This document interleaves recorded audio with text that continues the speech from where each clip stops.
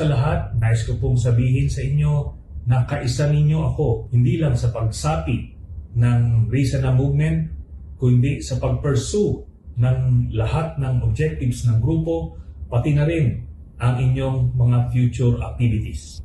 Meron nga bang maitutulong si Trillanes sa posibilidad na pagtakbo ni Risa Hontiveros sa 2028 bilang presidente? Pagdating sa boto, wala. Bakit? Si Trillanes tumakbong vice president noon. Talo. Tapos muli siyang tumakbong senator. Talo ulit. Tapos last sa midterm election, tumakbo na lang siyang mayor sa Caloocan. Ano nangyari? Talo.